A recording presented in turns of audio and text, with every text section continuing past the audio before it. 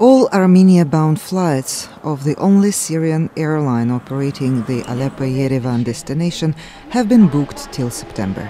In other words, Syrian-Armenians have no other opportunity for the months to come to reach Yerevan on a direct flight from Aleppo.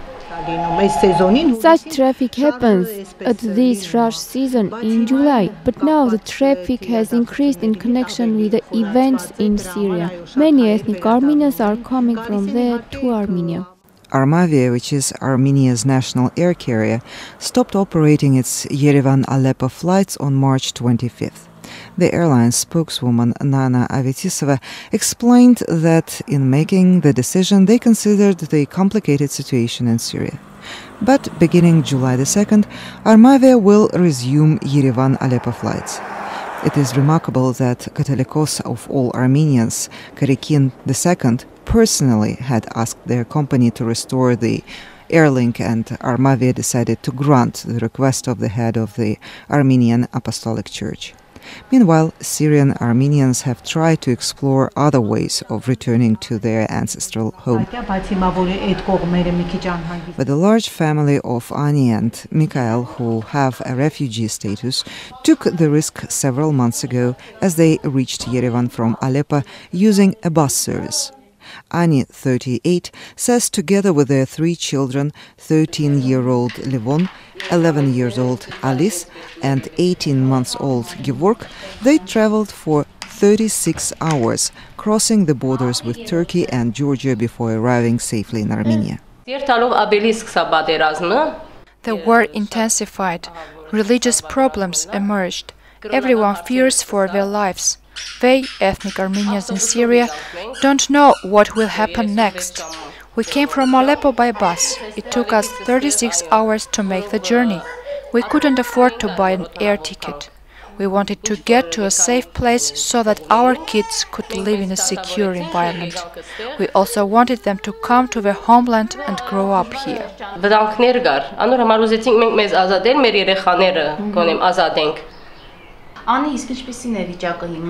And what is the situation in Syria, Aleppo, now?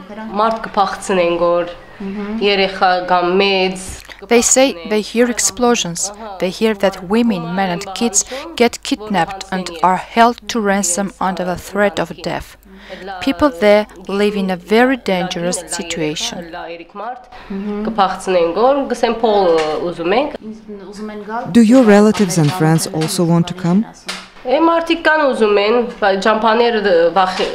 Some people do, but it is difficult and dangerous to travel by bus. They are afraid to take that journey, and there are no longer air flights available. Those who have money can afford to go abroad, but those who don't have to stay there. Our journey was a safe one.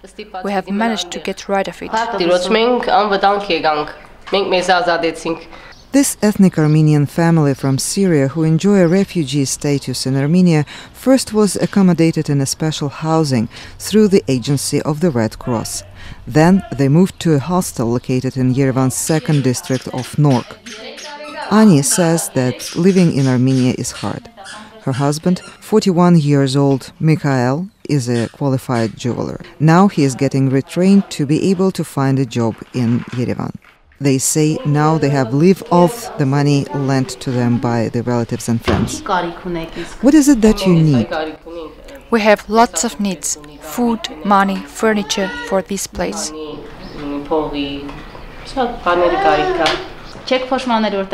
Don't you regret having moved here?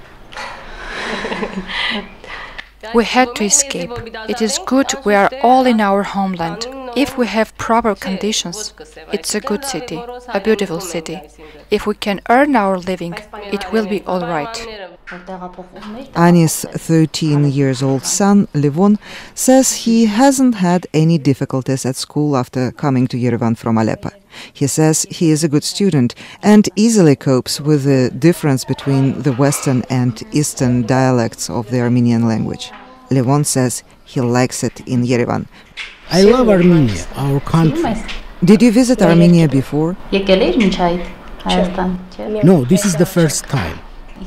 When you compare Yerevan with Aleppo, where do you think it is easier, more interesting to live? Here.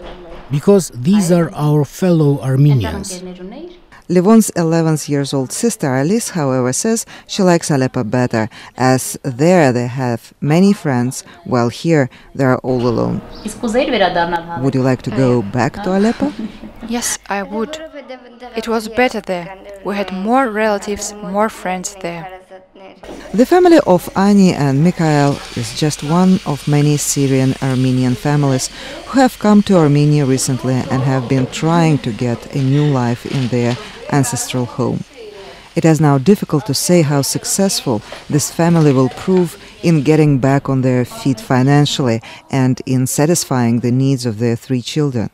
It is yet unclear what steps the government of Armenia is taking to render assistance, if necessary, to the large Armenian community in Syria.